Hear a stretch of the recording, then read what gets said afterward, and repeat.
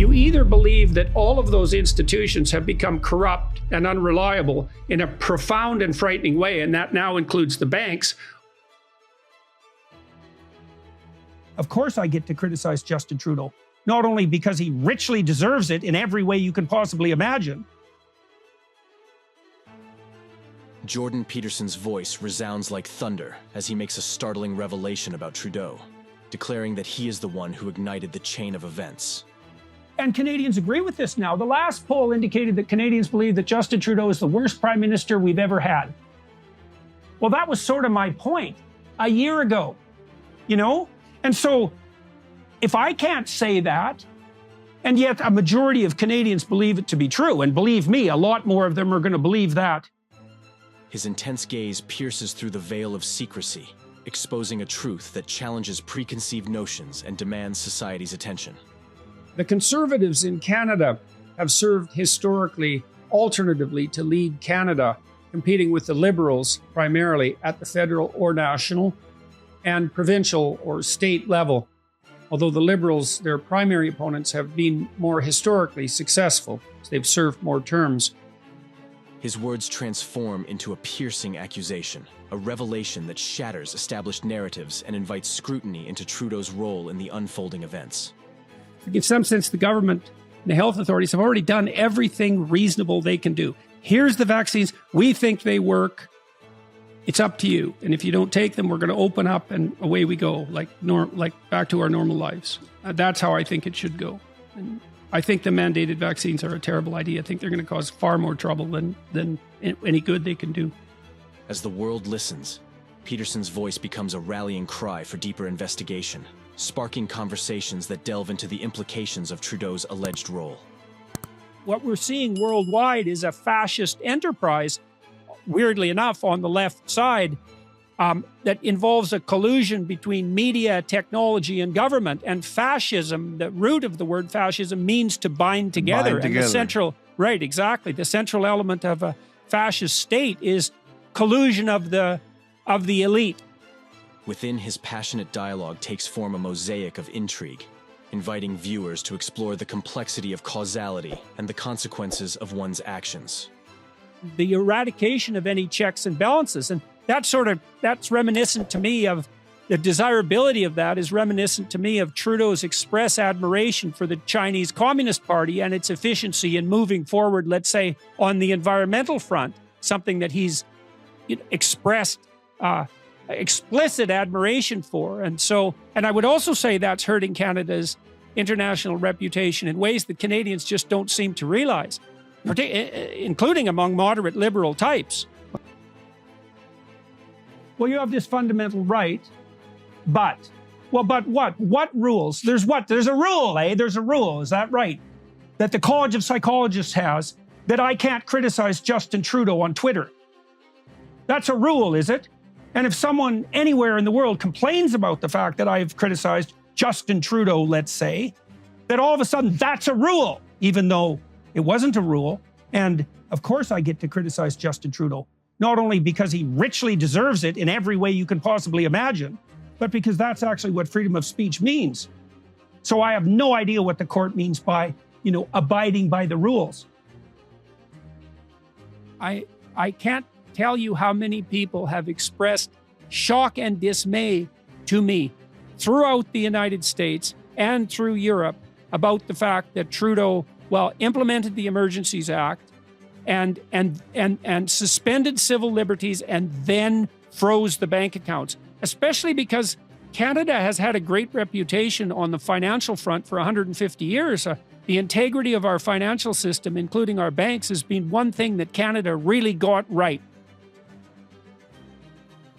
I think that the fundamental bedrock of our institutions is still solidly enough in place, although it is threatened, that we don't have to walk down this increasingly authoritarian route. And, there's some positive signs. One of them being, for example, that the bloom is off the Trudeau rose. There's a man who couldn't even tell the truth about his marriage. What's the alternative? You said, for example, you left. Well, there were business reasons for that too, because it does turn out that the United States is a place much more It's much more straightforward to do business in the United States. And Yeah. most people who are watching and listening will not know that Canadians now make 60% as much as Americans make. 60%. And the gap is growing. And that's a huge difference. We were at parity in the 1970s. It's a catastrophic difference. And Trudeau and his bloody minions, Stephen Guilbeault, prime among them, Guilbeault said today that the days of free and plentiful energy are over. Well, there's no difference between energy and Perfect. wealth. And there's particularly no difference between energy and wealth for poor people. You want to make poor people poor, make energy expensive. And so Trudeau now is facing them with a very difficult choice, which is you either believe that all of those institutions have become corrupt and unreliable in a profound and frightening way, and that now includes the banks, or you can believe that there's a handful of protesters who have far-right ties and can be justly demonized. And I suspect for most Canadians, for many Canadians, it's easier to believe the latter, especially when that's what the Prime Minister and his cronies are saying, than the former, even though, unfortunately, and I say this as someone with a fair bit of respect for fundamental institutions and wish that they would operate properly, he just didn't know enough to be Prime Minister. Well, he's lying, and I'm not. So that's a big part of the issue. I don't believe that he ever says a word that's true. These terrifying assertions by Jordan Peterson is sure to raise eyebrows and spark debate, particularly given Trudeau's status as a prominent world leader. But the rabbit hole doesn't stop here. Check it out. Who talk to him? Well, if you were to sit down and talk with him and he wanted to talk, would you, and what kind of things would you talk about, perhaps on your podcast? I don't think I've ever said no to talking to anyone. So, which is, Would you, would that be a first, or would you make that conversation? Do you believe in the power of No, I'd conversation ask in him. those kinds of contexts? No, if he was willing to talk to me, I'd talk, because I'd like to ask him. I have lots of things I'd like to ask him about. I mean, I've had political types in Canada on my podcast and tried to ask them questions. Jordan Peterson clearly doesn't believe the Prime Minister has any good in him, which is even more visible in the following segment. Why? so- What's the motivation? The same motivation that's generally typical of people who are narcissistic, which is to be accredited with moral virtue in the absence of the work necessary to actually attain it. All right. He's playing a role. The swastika thing, it's like, really, just untrue. about Canadians? Really, we're going to be worried about Nazis in Canada? Because I had protests, for example, where people accused me of attracting Nazis. First of all, that just isn't a thing in Canada. There isn't a Nazi tradition. And I don't know anyone in Canada who's ever met anyone who's met someone who was Canadian who was a Nazi. And so that's just a non-starter. And so when that sort of thing gets dragged into the conversation, right off the bat, the Canadians shouldn't be subjected to the inherent violence of a swastika. Terrifying statements like this make you wonder if Justin Trudeau actually wants what's good for the Canadian people. But the more you try and answer these questions, the more sinister it becomes. Can you steel man the case that the Prime Minister of this country, Trudeau, wants the best for this country and actually might do good things for this country as an intellectual challenge? Sure. He seems to get along well with his wife. He has some kids. There's no sexual scandals. And he's in a position where that could easily be the case. He seems to have done some good things on the oceanic management front.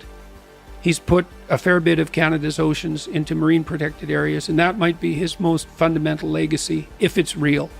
I've been trying to get information about the actual reality of the protection, and I haven't been able to do that. But that's a good thing. So sorry, the family thing is, there's some It speaks aspect to his of character. his character. There is some aspect to him that makes him a good man. Well, in that sense, I mean, there's the evidence there, I mean, he's not a Jeffrey Epstein profligate on the sexual front, so that's something. And his wife, they seem to have a real marriage, and he has kids, so, good for him. that's a good start, by the way, for a leader. Yeah, right. To be a right. good man. Well, then I also thought, okay, well, after the Liberals had brought in a Harvard intellectual who was a Canadian to be their last leader, he didn't work out. And then they're flailing about for a leader. And the Liberals in Canada are pretty good at maintaining power and leadership and have been the dominant governing party in Canada for a long time. And so they went to Justin and said, well, you know, it's you or a conservative. And you can imagine that's not a positive specter for someone who's on the left or even a liberal, especially, and Trudeau's quite a bit on the left. And they said, we need you to run. And then I thought, okay, well, the answer to that should have been no.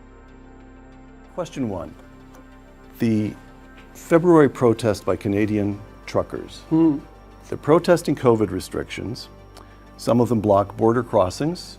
Some of them snarl the capital city of Ottawa. A quotation, then a video clip. Here's the quotation. You, in a message you taped for the protesters, I'd like to commend all of you for your diligence and work on accomplishing what you have under trying conditions, and also for keeping your heads in a way that's been a model for the entire world. Close quote. Now the clip. It has to stop. The people of Ottawa don't deserve to be harassed in their own neighborhoods. They don't deserve to be confronted with the inherent violence of a swastika flying on a street corner, or a Confederate flag, or the insults and jeers just because they're wearing a mask. That's not who Canadians are. All right, so here's Wow. the I can hardly even look at him. Here's the first question.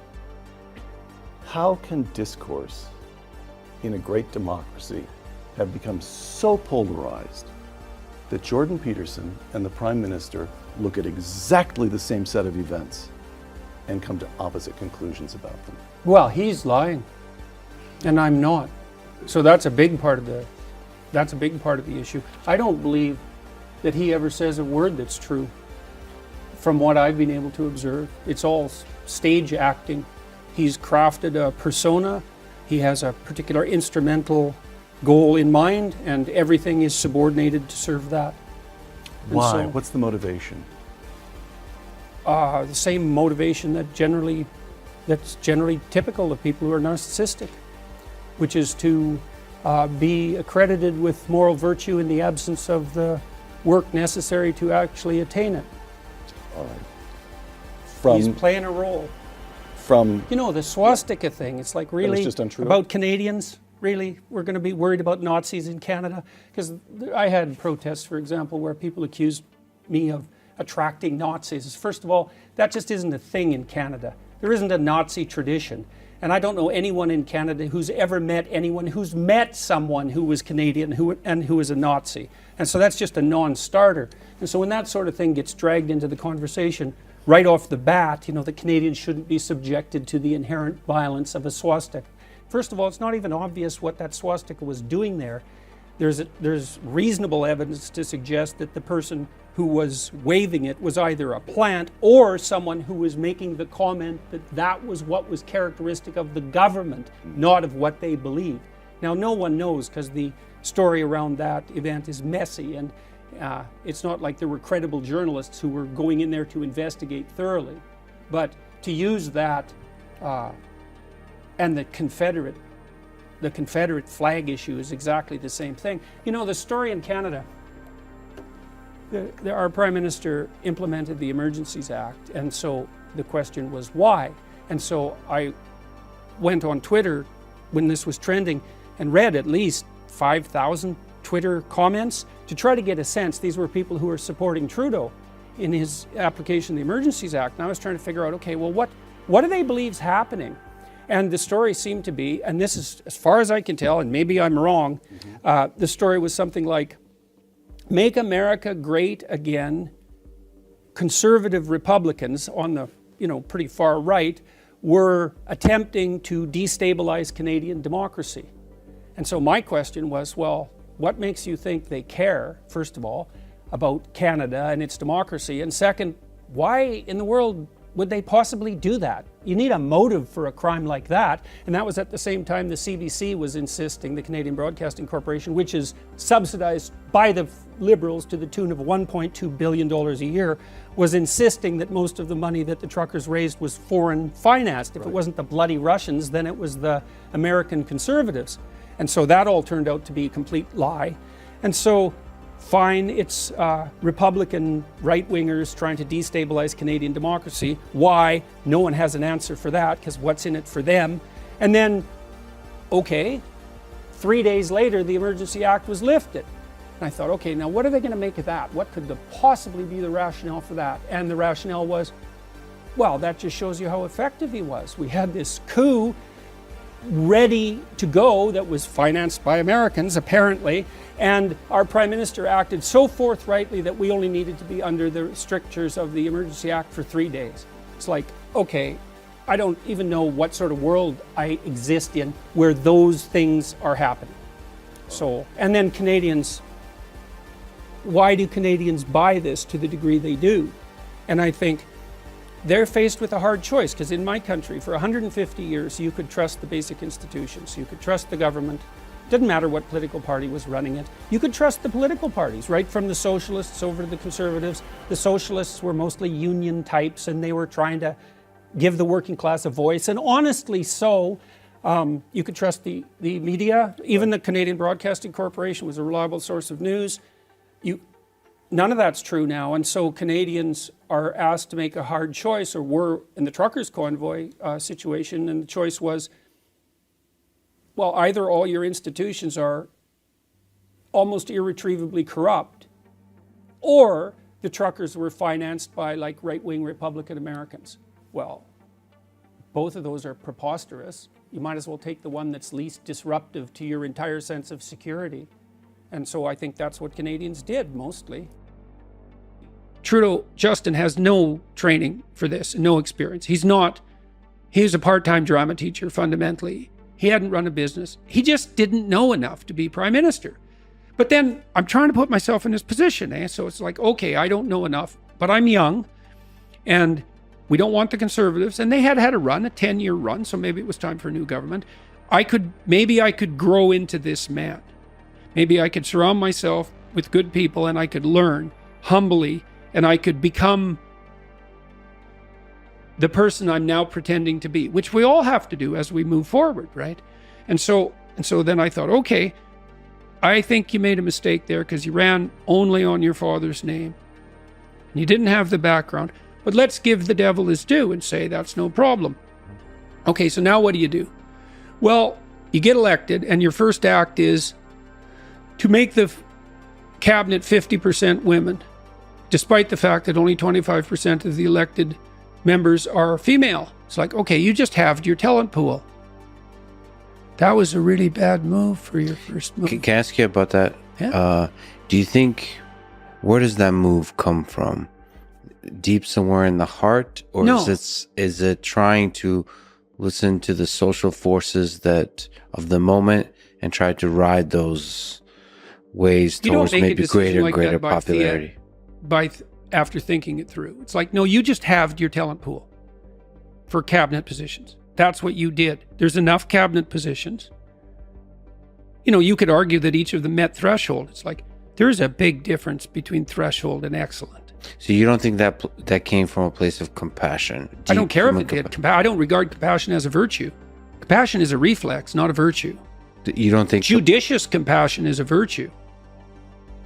You talk to him? Well, if you were to sit down and talk with him and he wanted to talk, would you, and what kind of things would you talk about, perhaps on your podcast? I don't think I've ever said no to talking to anyone. So, which is, Would you, would that be a first, or would you make that conversation? Do you believe in the power of No, I'd conversation ask in him. those kinds of contexts? No, if he was willing to talk to me, I'd talk, because I'd like to ask him. I have lots of things I'd like to ask him about. I mean, I've had political types in Canada on my podcast and tried to ask them questions. So I'd like to know. Is there and something... maybe I've got a big part of him wrong. Yes. And I probably do. But my observation has been that every chance he had to retreat from his pharaonic position, let's say, he doubled down. And our parliament is not running for the next year. It's still Zoom in, still COVID lockdown parliament. For the next year, it's already been fatally compromised, perhaps, by the lockdowns for the last couple of years. And this is parliament we're talking about. There's a kind of paralysis, fear-driven paralysis that also, in part, some of the most brilliant people I know are lost in this paralysis. I don't think people assign a word to it, but it's almost like a fear of this unknown thing that lurks in the shadows. And that, unfortunately, that fear is leveraged by people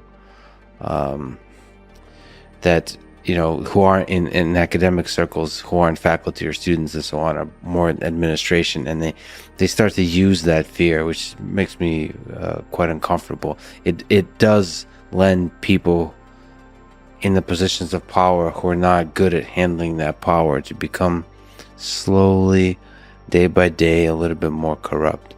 I was really trying to figure out, the last 2 weeks, thinking this through. It's like, how do you know? Let's say someone asked me a question in the YouTube comment. He said, well, why can I trust your advice on the environmental front? And I thought, that's a really good question.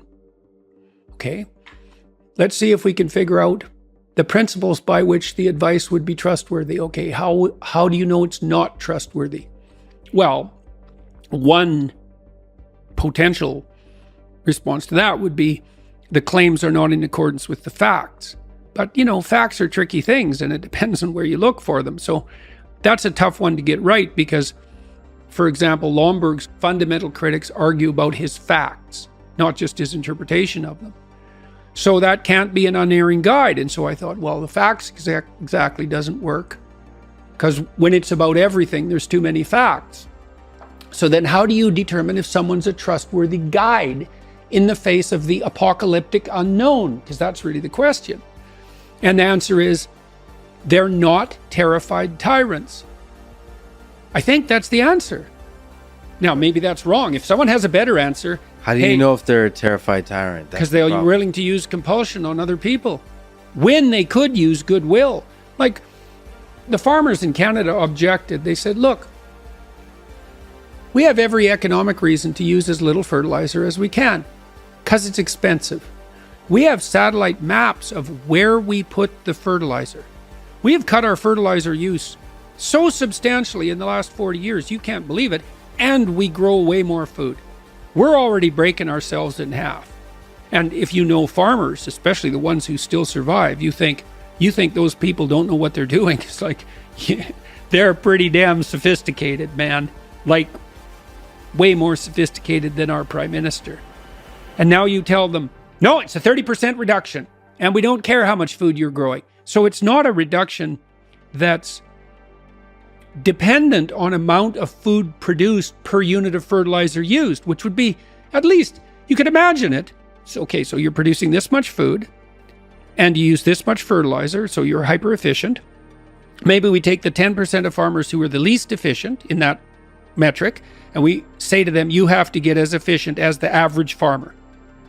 And then they say, well, look, our situation's different. We're in a more northern climate. The soil's weaker. You obviously have to bargain with that, but at least you reward them for their productivity. Well, it's like, well, Holland isn't going to have beef. Well, where are they going to get it? Well, you don't need it. It's like, oh, I see. You get to tell me what I can eat now, do you? Really? Okay. And Holland is going to import food from where that's more efficient on the fertilizer front? There's no one more efficient than Holland. And same with Canada. And isn't this going to make food prices more expensive? And doesn't that mean that hungry people die? Because that is what it means. So ultimately, poor people pay the price of these kinds of policies. Not ultimately. Today. That's a crucial distinction because they say, well, ultimately the poor will benefit. Yeah, except the dead ones. Yes, today. Today, right. Just as globally we've agreed to a minimum corporate tax, we must work together to ensure it is no longer free to pollute anywhere in the world. That means establishing a shared minimum standard for pricing pollution. Of course, what's even better than pricing emissions is ensuring that they don't happen in the first place. Which brings me to my next major commitment. We'll cap oil and gas sector emissions today and ensure they decrease tomorrow at a pace and scale needed to reach net zero by 2050. That's no small task for a major oil and gas producing country. It's a big step that's absolutely necessary. The actor. I see an actor, a simulacrum of the real thing, an appearance on the world's stage. Tell me, Mr. Trudeau, are the unsophisticated rednecks of Alberta not setting to rise in anger against the damned pea soupers of Quebec? What exactly are you doing in Glasgow? Saving the world? Are not our flags at half-mast? You have a country to run. Get home. Make peace. Do your job. God help me if my vision in this regard is clouded by my own presumption. But I see an actor, not a real boy.